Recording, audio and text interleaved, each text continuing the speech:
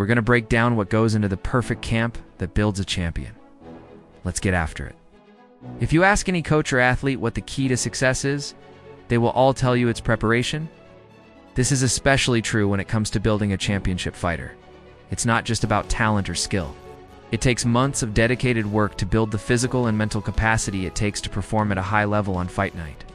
It's an 8 to 12-week process that includes strength and conditioning, sparring, game planning, strategy, and peaking for performance. Let's go through each phase one by one. Phase 1, strength and conditioning. The goal of this phase is to bring the athlete to peak physical condition with a focus on muscular strength and endurance. We are building a base and adding good weight. Depending on the level of the fighter, we may be working with a raw athlete who has never stepped into the gym before, or a seasoned competitor who needs to blow off some ring rust. Either way, we are going to start slow and gradually increase the workload over the course of the first month. There are many ways to structure your program. We like to divide the 4 weeks into 2-week blocks with a focus on either strength or conditioning. For example, the first 2 weeks of training camp might look like this. Monday, Tuesday, and Wednesday would be strength days, with an emphasis on compound lifts like squats, deadlifts, and bench press. Thursday, Friday, and Saturday would be conditioning days where we add in more metabolic conditioning circuits along with striking and grappling technique. Sunday would be a rest day. As the weeks progress, we start to up the intensity by adding more volume, more weight, more rounds, and more speed.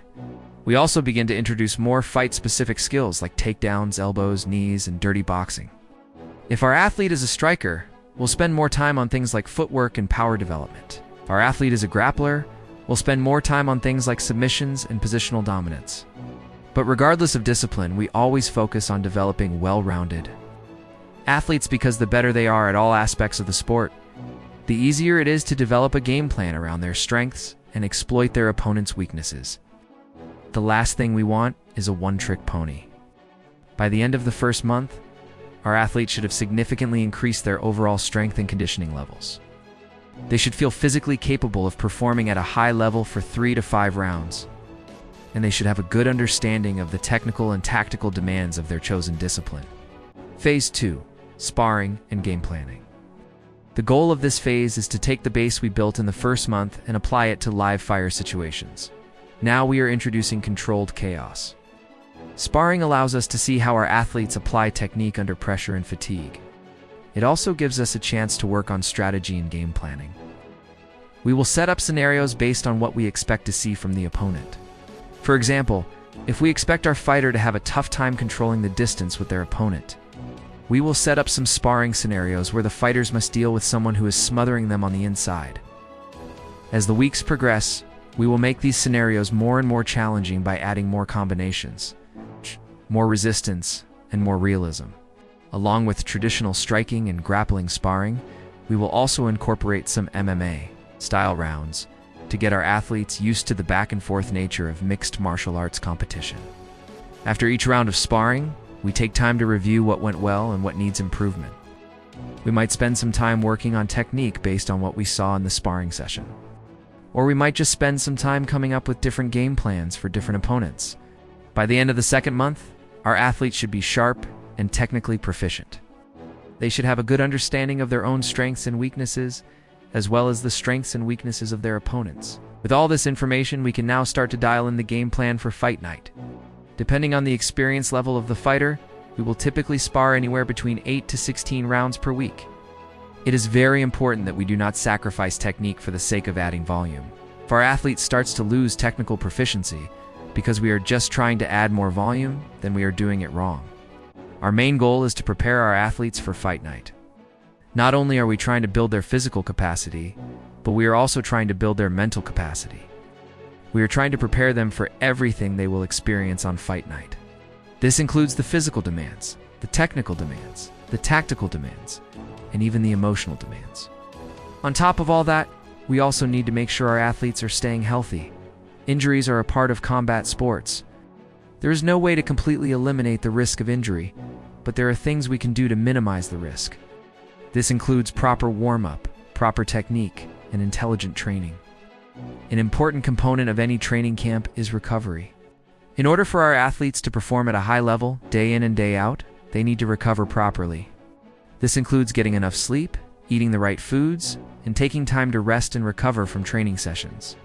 Many people ask how much an athlete should be training, and the answer is, it all depends. An athlete who has been training for years will have a different training schedule than an athlete who is just starting out. An athlete who is preparing for a title fight will have a different training schedule than an athlete who is just looking to stay in shape. There is no one-size-fits-all answer.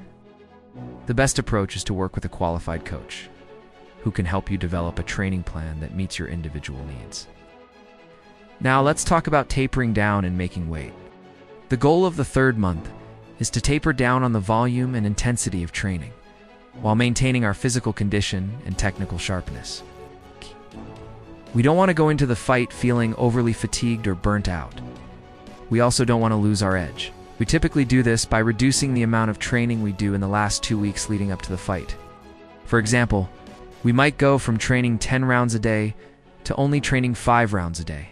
We might also reduce the amount of weight we lift or the amount of conditioning we do. However, we still want to keep our athletes sharp technically, so we will continue to do some light technique work and some light sparring. Making weight can be a stressful process, especially for athletes who are naturally bigger or have a harder time cutting weight. We typically start to restrict the amount of food we eat in the last few days leading up to the weigh-in to ensure our athlete makes weight without feeling too drained. So that's what it takes to build a champion.